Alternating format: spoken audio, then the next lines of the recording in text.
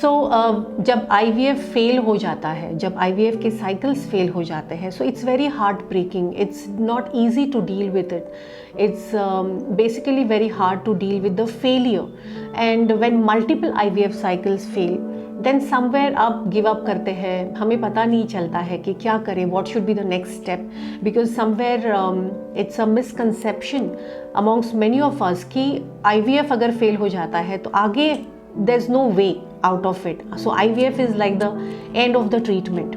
तो IVF का success rate basically इतना कम क्यों होता है? काफ़ी बार IVF cycles multiple times try करके भी फेल हो जाते हैं। इसके अलावा IUI के साइकिल्स भी काफ़ी बार फेलियर की तरफ जाते हैं। सो लेट्स अंडरस्टैंड टुडे कि why does this happen, let's analyse why the failure happens. So अगर आप देखते हैं तो बहुत बार, बहुत कॉमनली ऐसे दिखाई देता है कि वीक एम्ब्रियो फॉर्म होता है। जो भी एम्ब्रियो ट्रांसफ़र किया जाता है, it's not in a very good state, या बहुत हेल्दी नहीं होता है, वीक एम्ब्रियो होता है। तो अगर वीक एम्ब्रियो फॉर्म होता है तो इवेंचुअली द इम्प्लांटेशन होने के बाद भी it doesn't stay there, it's not sustainable and eventually it goes towards failure. इसके अलावा काफ़ी बार हमें स्पर्म डिफेक्ट्स दिखते हैं, लाइक द मेल पैरामीटर जो होते हैं उनमें अगर स्पर्म मॉर्फोलॉजिकल डिफेक्ट्स अगर दिखते हैं, स्पर्म काउंट अच्छा होना is not only important, sperm morphologically भी अच्छी क्वालिटी का होना बहुत इंपॉर्टेंट है।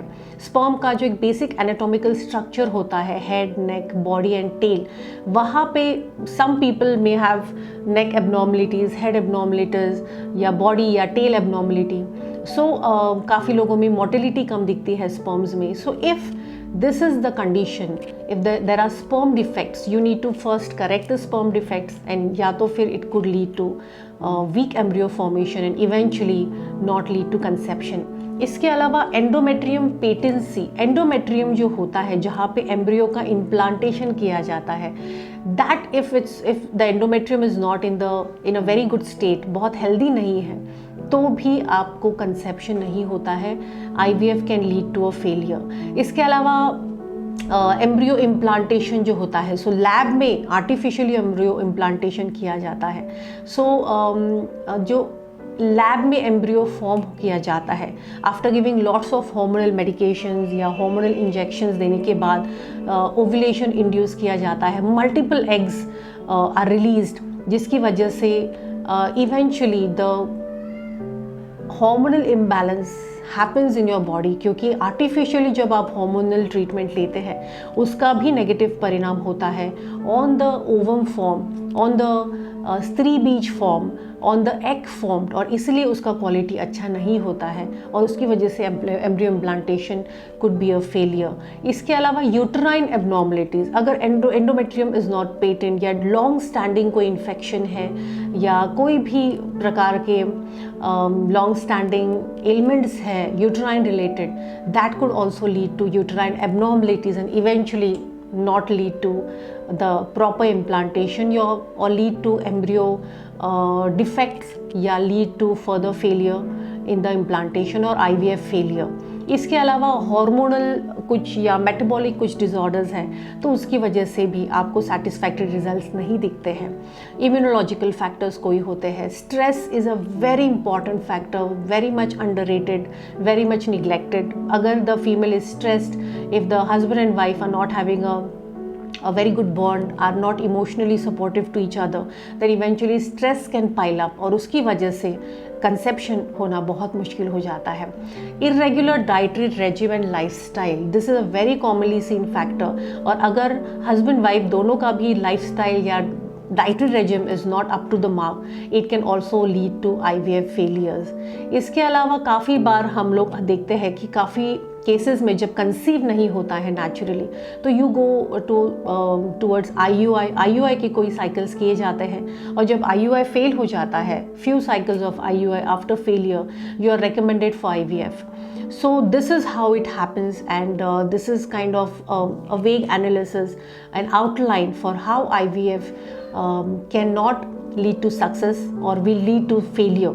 So according to Ayurveda, let's understand what could be the corrective measures. आप क्या क्या corrective measures कर सकते हैं जिसकी वजह से natural conception definitely हो सकता है, या काफ़ी बार आप लोग एम्ब्रियो को फ्रीज करके रखते हैं. You know, most of the times 2 to 3 embryos are formed and these are frozen, kept या preserved basically, and then most of the people have already decided कि हमें IVF ही करना है. Then आयुर्वेदा का सपोर्ट लेके आप क्या क्या चीज़ें करेक्ट कर सकते हैं, क्या क्या पंचकर्मा थेरेपिस्ट कर सकते हैं, so that again if you want to go for the embryo transfer you can try this therapies, you can definitely undergo this therapies and फिर आप बाद में एम्ब्रियो ट्रांसप्लांट कर सकते हैं.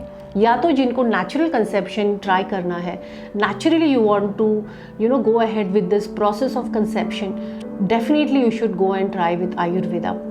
So let's understand how Ayurveda works and what are the steps those need to be taken for a successful conception.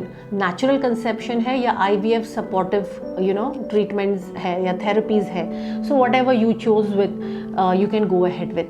So सबसे important parameter है आयुर्वेदा में. So whatever is wrong, जो चीज़ें wrong है उसको correct करना. So जब भी आप conception के लिए या infertility के लिए treatment लेते हैं, n number of investigations are done. तो जो investigation के parameters unsatisfactory है, हमें पहले उन्हें correct करना बहुत important है.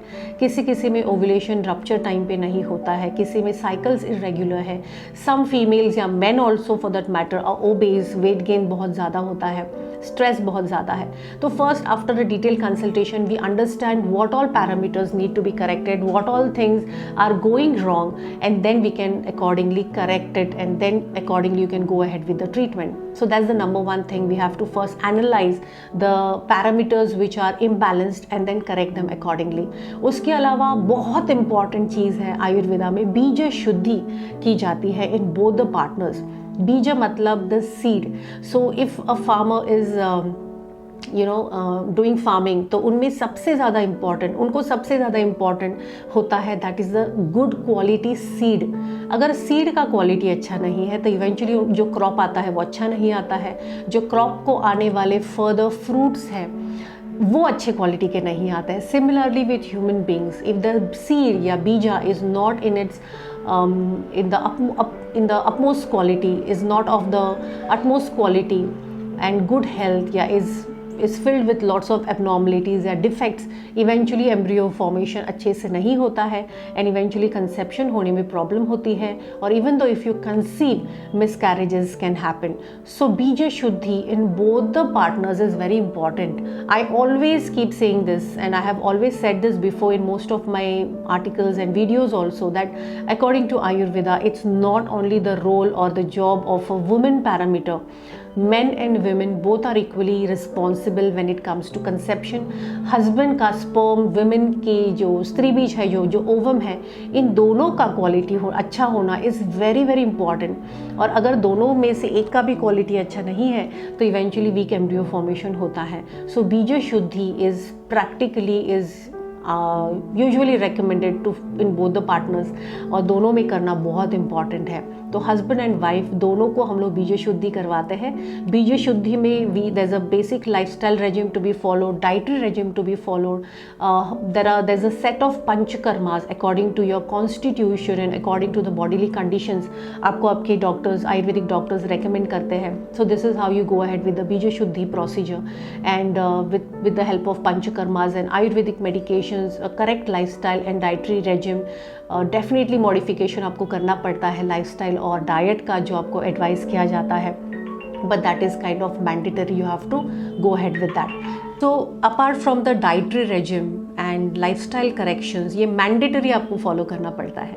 Then talking about the sperm defects, अगर स्पर्म डिफेक्ट्स है, हस्बैंड जो मेल पैरामीटर है, अगर स्पर्म का काउंट अच्छा है but the mobility is less, अगर morphological condition of the sperm is not up to the mark, या sperm का जो एक एनाटॉमिकल स्ट्रक्चर होता है, head, neck, tail and body, अगर वहाँ पे कुछ एबनॉर्मलिटी है, डिफेक्ट्स है, तो उससे पहले हमें करेक्ट करना बहुत इंपॉर्टेंट है।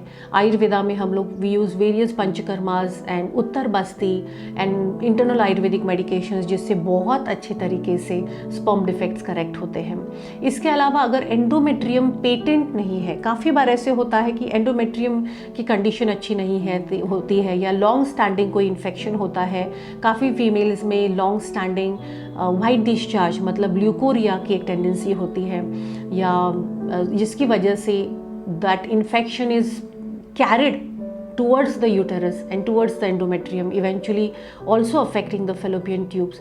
तो अगर ये इन्फेक्शन है तो आपको पहले उसे करेक्ट करना पड़ता है। आयुर्वेदा में उत्तर बस्ती is a very good therapy, a panchakarma therapy, जिसमें हम लोग मेडिकेटेड ऑयल्स या वेरियस मेडिकेटेड घी या डिकॉक्शंस एंड हर्ब्स को इंस्टिल करते हैं into the uterine cavity via the vagina into the uterine cavity.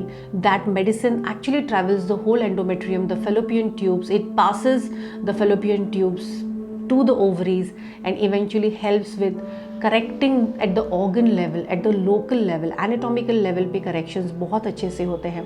तो अगर endometrium patent नहीं है तो वो correct होता है। endometrium के level पे कुछ infection है, that is also corrected। endometrium thickness अगर satisfactory नहीं है तो that is also improvised। eventually that medicine flows to the fallopian tubes। तो अगर fallopian tubal blockages है वो भी open up करने के लिए help होता है। आगे जो मेडिसिन है it travels to the ovaries and the femoral and to the corneal end of the tubes, and अगर वहाँ पे कुछ लोकल इन्फ्लेमेशन है, इन्फेक्शन है, उसे भी करेक्ट करते हैं, या ब्लॉकेजेस है उसे भी ओपन अप करते हैं। अगर ओवरीज से फॉलिकल्स रिलीज़ नहीं हो रहे हैं तो it helps with the release. अगर फॉलिकल्स रिलीज़ होते हैं लेकिन उनकी साइज़ नहीं बढ़ती है या रप्चर टाइम पे नहीं होता है, so eventually this treatment helps with all this conditions at the local level, at the uterine level. So Uttar Basti has wonderful results when it comes to working at the anatomical, at the organ level, at the uterine level. इसके अलावा long standing infections हैं, those are also corrected. And अगर stress है, as I said before also कि सब कुछ normal होता है, there is nothing seen, all your reports are normal, फिर भी कंसीव नहीं होता है, तो अगर स्ट्रेस ये पैरामीटर है और अगर हम लोग उसे नज़रअंदाज करते हैं तो हमें उससे पहले ट्रीट करना पड़ता है। Husband wife are counseled, they are advised, they are recommended to spend time, quality time with each other, and support each other emotionally, because that's very important. Emotional, अगर if the woman is not emotionally in a good state, अगर उसके stress levels बहुत ज़्यादा high है तो AMH levels भी बहुत जल्दी ड्रॉप हो जाते हैं, which can be definitely improvised with counseling, with other therapies and panchakarmas and medications. But emotional support is very important, that husband and wife need to connect with each other, spend quality time with each other is very very important. इसके अलावा अगर certain failures are seen, IVF, IUI recurrent failures अगर है या multiple sessions करके भी failures आते हैं तो पीपल फील कि दिस इज़ द एंड, आगे और कुछ रूट नहीं है, there is nothing beyond IVF cycles. I would definitely advise people and everyone that go for natural conception, natural treatments. Ayurveda supports very beautifully with the help of various panchakarmas like Vaman, Virechan, Nasyam, Basti Chikitsa, Uttar Basti.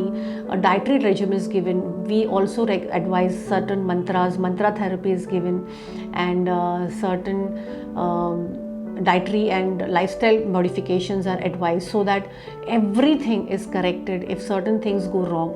It's not only the panchakarmas, those are advised, it's not only the dietary regime, it's not only the Ayurvedic medications.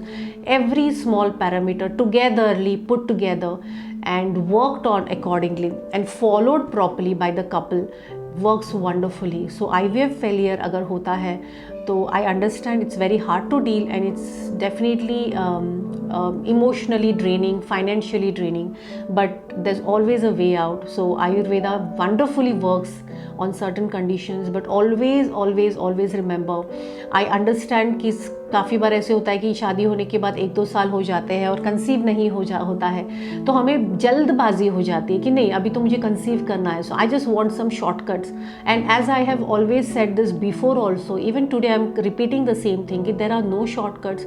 Give yourself time, focus on correcting what's wrong. If you are overweight, पहले आप weight loss कीजिए।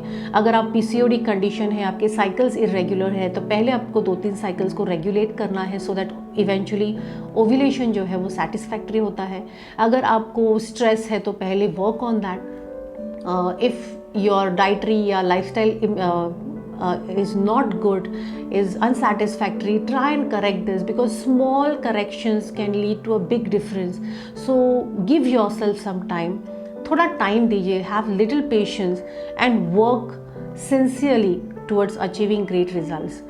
So I hope this helps in understanding and moving ahead, and I hope this gives you a way out what to do next if IVF fails.